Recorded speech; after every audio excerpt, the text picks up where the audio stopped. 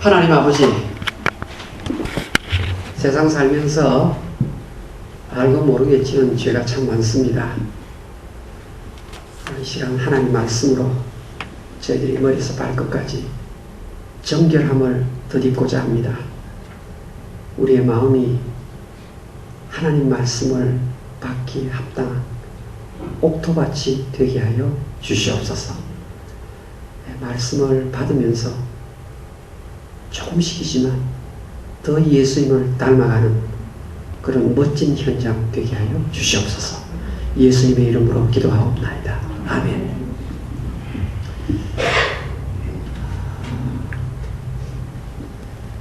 눈이 내린 뒤에 서리가 내린다. 그런 말이 설상가상이라는 말입니다. 좀 더 쉽게 표현을 하면 엎친 데 겹친 격이다.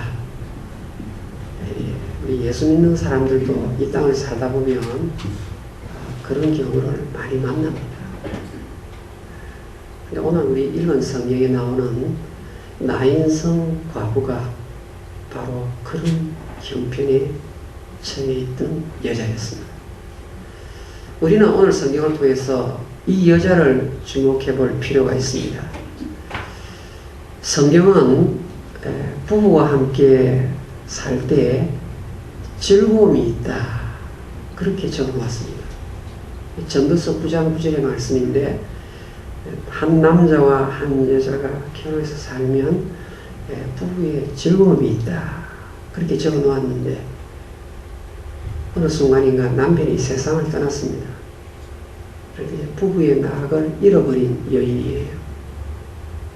근데 그래도 아들 하나가 있으니까 이 아들의 소망을 두고 살아왔습니다.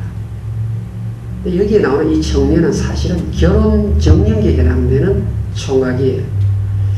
이제 이 아들이 이제 결혼시키고 정말 행복하게 사는 모습을 볼 수 있겠구나. 소위 과부지만 이 아들의 소망을 두고 살았던 여인이었습니다. 그런데 무슨 이유인지 알 수 없지만 이 아들은 말이죠, 세상을 떠났습니다. 그래서 통곡하면서 지금 장례 행렬 가운데 이 여자가 있습니다. 한번 상상해 보십시오. 이 나인이라는 도시에서 하나밖에 없는 외아들을 잃었던 이 과부의 통곡과 눈물 소리를 여러분 들을 수 있겠습니까? 저는 성경 예레미야서 6장 26절에 이런 표현을 보고 깜짝 놀랐습니다.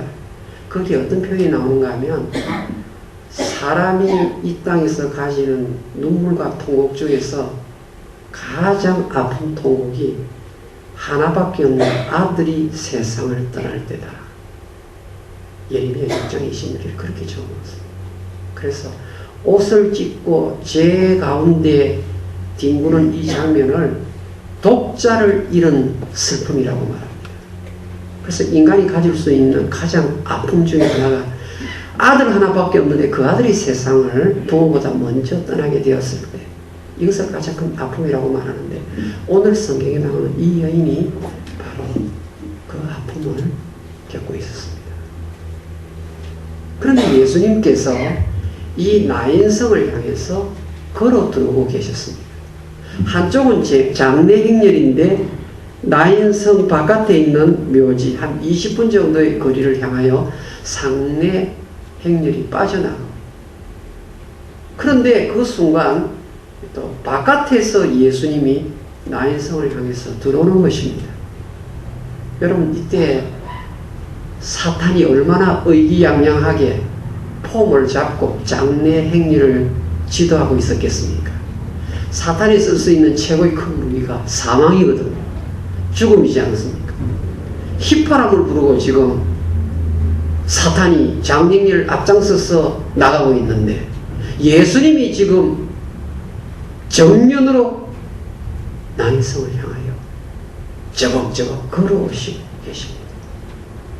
근데 성경은 예수님을 가리켜서 별명을 하나 붙여놓았는데 생명의 주인이시다, 이런 별명이 예수님의 별명이에요. 자, 보세요. 사망과 생명이 정면으로 가까워지고 있습니다. 마주치는 단계까지 이르렀습니다. 여러분 같으면 이럴 때 예수님이 어떻게 하실 거라고 생각합니까? 죽음의 행렬 옆을 예수님이 비껴 서신다고 생각하실까요? 물구름이 서서 바라만 보실 장면을 생각하십니까? 아니면 예수님이 오시던 길을 돌아서 다시 딴 길로 가면 좋겠습니까? 사망과 생명이 만날 때 생명의 주인이신 예수님은 정면으로 돌파하시기로 결정하셨습니다. 정면 돌파를 결정하셨습니다. confrontation. 정면으로 마주칩니다. 그리고 나서는 예수님께서 통곡하며 따라오는 이 과부의 상에 손을 대십니다. 멈추게 하십니다. 예수님께서 먼저 통곡하는 과부를 향하여 울지 말라. 여러분 주변에 과부 한 분을 알고 있는데 그분이 독자를 잃었다면 여러분이 가서 똑같이 울지 말라고 이야기할 것입니다. 그런데 여러분이 여러분의 친구에게 울지 말라고 하는 그 말과 예수님이 말씀하시는 울지 말라는 차원이 다른 말입니다. 여러분은 이렇게 말합니다. 이미 죽은 아들 어찌할 방도가 있겠니?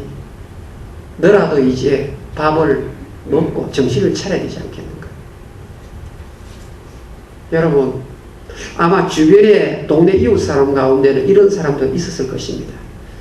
저 여자가 아마 전생에 저가 많았던 모양이야. 팔자가 사나워도 저렇게 사나울 수가 있을까? 입을 삐죽거리는 그런 사람도 있었을 것입니다.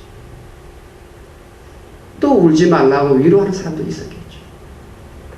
그런데 동네 사람들이 울지 말라고 아무리 이야기를 해도 근본 대책을 마련해 줄 수 없는 울지 말라의 말밖에 되지 않는 것입니다. 울지 말고 미역국 먹고 좀 반찬 먹고 힘내라.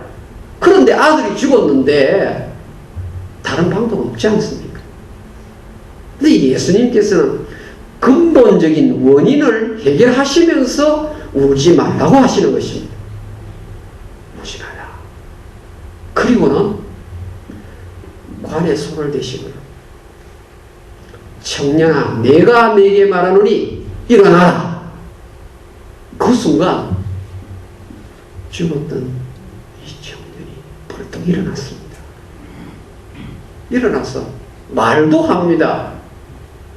여러분, 이 청년이 일어나서 무슨 말을 했을까 저는 생각해 보았습니다. 여러분 상상해 보십시오. 이런 말을 했습니다. 어머니, 눈에 왜 눈물 자국이 있습니까? 어머니, 나 배가 좀 고픈데 밥 좀 주세요. 아니, 왜 주위에 사람들이 이래 많습니까? 도대체 무엇 때문에 사람들이 이렇게 많은 겁니까?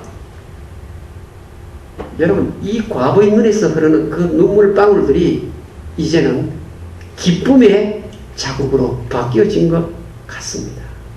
왜? 죽은 아들이 살아났기 때문에. 여러분, 저는 이 성경 말씀을 읽으면서 하나님께서 이 말씀을 교훈하시는구나. 무슨 말입니까? 우리 예수님은 생명의 주인이시다.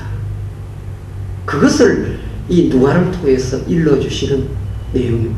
저 그것을 하나 찾았습니다. 아무리 사망의 권세가 세다 할지라도 우리 예수님이 생명을 주시기 때문에 예수를 만나기만 하면 죽음 문제도 뛰어넘는구나. 여러분, 사실 우리 주변에 질병으로 아파하시다가 이미 세상을 떠난 분들 많이 계시지 않습니까? 아니, 예수님 데려가지 마시고 그때 이 나인성 과부 문제를 해결하셨듯이 내 형님을, 내 오빠를 좀 주님 그렇게 역사하시지 왜 우리 오빠를 그냥 데려가셨습니까? 여러분, 설교를 들으면서 그런 생각하시는 분 계실 거예요. 그런데요, 죽음이라는 것은 예수 믿는 자에게는 죽음이 아니에요. 그래서 성경은 잔다라는 말을 사용하고 있습니다. 예수 안 믿고 죽는 사람은 죽는 거예요. 그런데 예수를 믿고 죽는 사람은 전부 다 자는 거예요. 여러분, 변화산상에서 예수님이 모습이 바뀌었어요. 그때 누가 나타났습니까? 누가 나타났죠? 크게 이야기해 보세요. 모세와 엘리야가 나타났죠. 그게 무슨 말입니까? 신자는 죽지 않는다라는 것을 입증해 주는 내용이에요. 죽었으면 예수님 오른편 왼편에 엘리야가 죽은 지가 언젠데 나타납니까?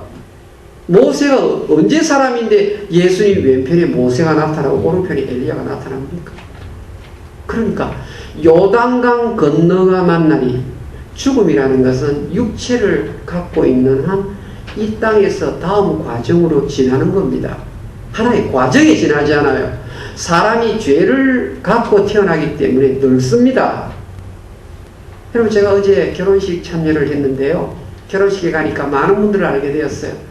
그런데 한 10년 만에 만난 분이 계세요. 그분 보니까 세월이 지난 흔적을 단번에 볼 수 있어요. 근데 그분도 저에게 하여 목사님도 많이 이제 좀 나이 든 표시가 납니다 그래요. 머리 색깔이 왜 그렇습니까? 여러분, 그 10년이요. 저는 장관 같은데 제 모습이 변한 거예요. 근데 그분도 변했고 나도 변한 거예요. 인간이 이 땅에 육신의 몸을 지니고 있면은 아무리 양귀비 같이 아름다운 얼굴이라 할지라도 안 되는 거예요. 흘러가는 세월 어쩔 수 없어요. 근데 나이 들어서 병들고 죽습니다. 근데 성경은 죽는 것을 요단강을 건너간 하나의 프로세스다 이러는 것입니다. 그래서 아담 안에서 모든 사람이 죽는 것과 같이 예수 그리스도 안에서 모든 사람이 삶을 얻느니라. 부활장 고린도전서 15장 22절의 말씀. 주 안에 있는 사람은 육체의 죽음은 단지 요단강을 건너가는 과정일 뿐이지 죽음이 없습니다. 아시겠습니까? 그러니까 우리가 예수 믿는 이 복이 얼마나 큰 복인지를 여러분 먼저 아셔야 됩니다.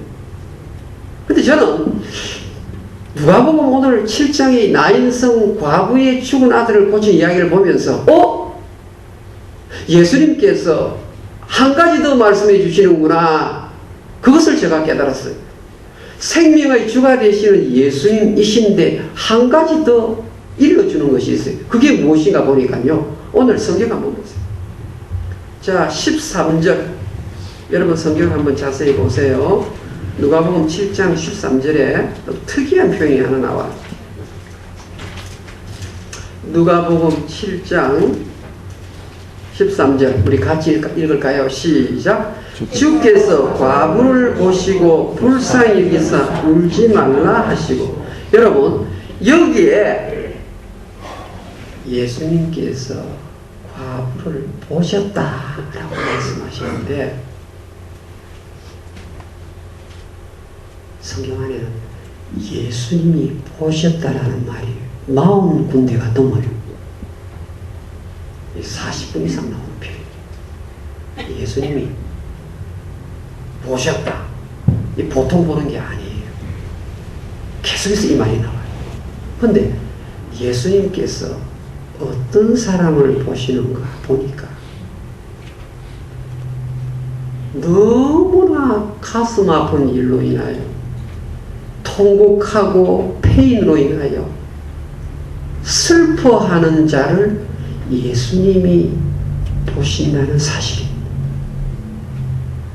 여러분, 저는 저희 어머님이 많이 우시는 장면을 지금도 생각합니다. 옛날에 우리 예수 믿는 사람들은요, 교회에 왜 가느냐? 제가 볼 때 울러 가세요. 통곡하러 가시는 거예요. 너무나 남편 때문에 힘들어하고 형제들 때문에 힘들어하고 비즈니스도 마음대로 되지 않고 얼마나 그때 돈 떼먹는 사람이 많이 있었는지 그 개하다가 돈 떼이기도 하고 이래가지고 이렇게 교회 가면요, 다 울어요.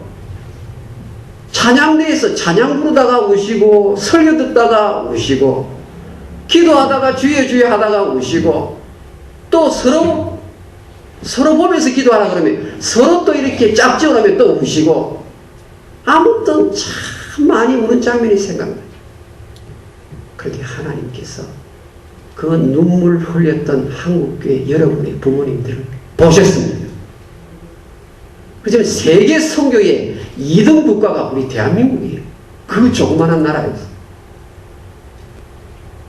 그런데 요즘요, 성도님들은 잘 울 줄을 모르는 것 같아요.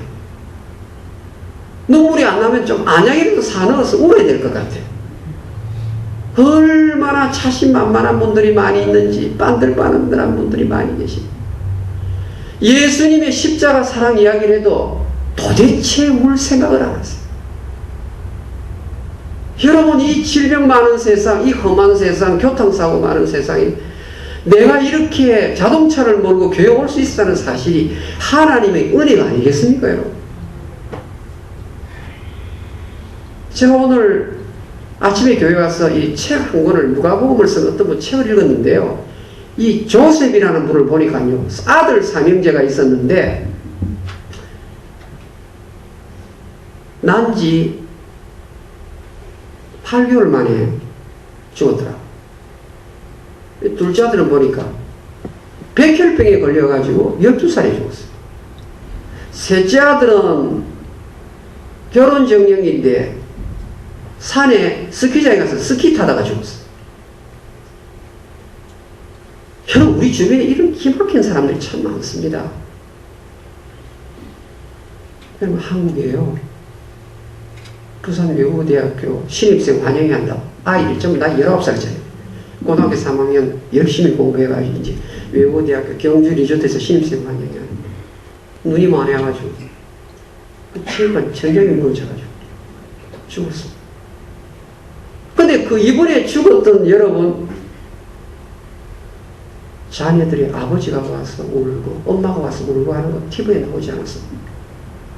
그런데 거기에 우는 한 여인이 오늘 성경에 나오는 여인과 똑같습니다. 한 과부가 있었고 남편 죽고 딸 하나 있었는데 그 딸이 세상을 떠난 것입니다.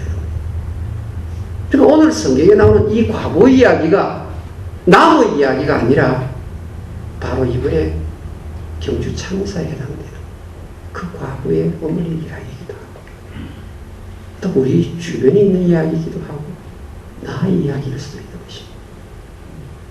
여러분, 하나님의 자녀는 통곡하지 않고 살아갈 수가 없습니다. 그래서 유명한 말이 있습니다. 하나님은 눈물이 없는 자녀를 둔 적이 없다라는 말이 있습니다.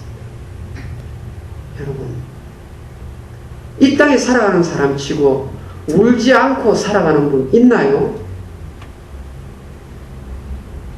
여러분, 죄 없으신 예수님께서도 이 땅에서 많이 우셨다면 죄 많은 우리들은 얼마나 많이 통곡하면서 살아가고 있겠습니까? 그런데 오늘 예수님께서 그 통곡하는 그 과부를 주님이 보셨다는 사실. 보시고 나서 어떻게 하셨습니까? 오늘 13절 보세요. 불쌍히 여기셨다고 말합니다. 불쌍히 여기셨다. 주님께서 눈물을 흘리는 이 과부를 보실 뿐만 아니라 불쌍히 여기셨다. 컴패션이라는 단어. 컴패션은 공감한다는 말입니다. 이런 말은 과부가 가지고 있는 그 통곡하는 마음을 예수님이 똑같이 가지고 계신다, 그 말이에요. 이 말은 오늘 여러분들이 이 자리에 나오셨지만 사실은 속에 흐르는 눈물들이 많아요, 여러분들. 눈물을 많이 갖고 오신 분들이. 그런데 예수님께서 여러분이 가지고 있는 그 아픔의 눈물을 똑같이 갖고 계신다. 할렐루야.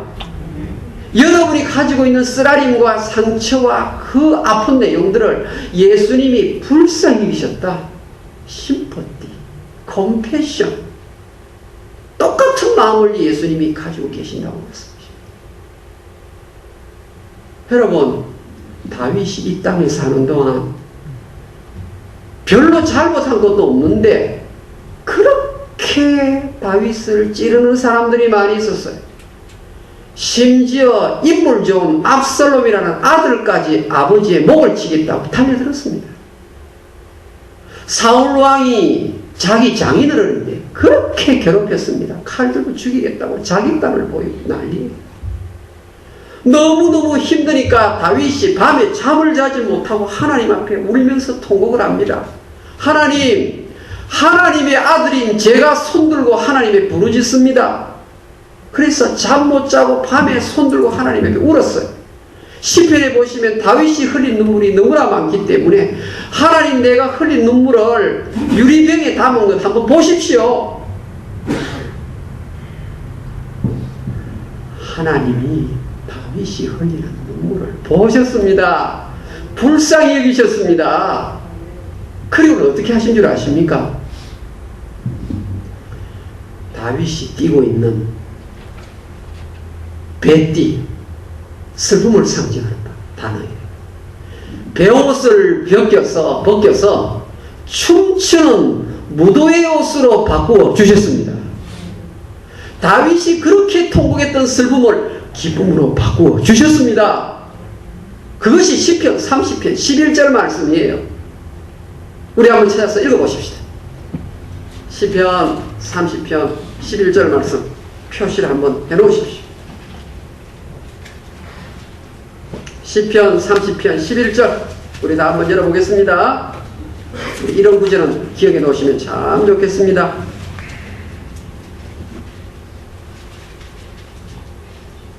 같이 읽겠습니다. 시작. 주께서 나의 슬픔이 변하여 내게 춤이 되게 하시며 나의 베옷을 벗기고 기쁨으로 띄우셨나이다. 아멘. 사랑하는 여러분들이요, 오늘도 주님께서는 여러분이 가슴속에 얼마나 많은 상처가 있고 눈물이 있는지 우리 주님이 보십니다. 그리고 불쌍히 여주십니다. 그리고 찾아오셔서 해결해 주십니다. 그런데 저는 이 성경 읽다가 또 하나 제 가슴속에 찾아오는 생각이 있었습니다. 그것은 무엇인가 하면 이 과부는 예수님 발을 붙잡고 예수님 좀 해결해 주세요 하나도 당부한 적이 없어요. 그럼에도 불구하고 예수님이 보시고 찾아오셔서 불쌍히 여기시고 문제 해결을 주셨다면, 우리가 하나님 앞에 눈물을 흘리면서 통해 자복을 한다면 얼마나 전능하신 하나님께서 나를 찾아오셔서 큰 도움의 손길을 주실지 한번 상상을 해보십시오.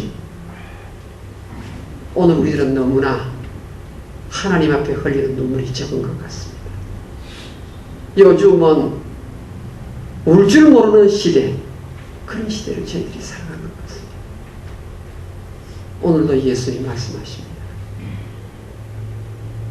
저에게 찾아오시오. 찬양대원을 찾아오시오. 이 자리에 가슴속에 슬픔을 가득 안고 찾아온 한 분 한 분에게 말씀합니다. 울지 말라.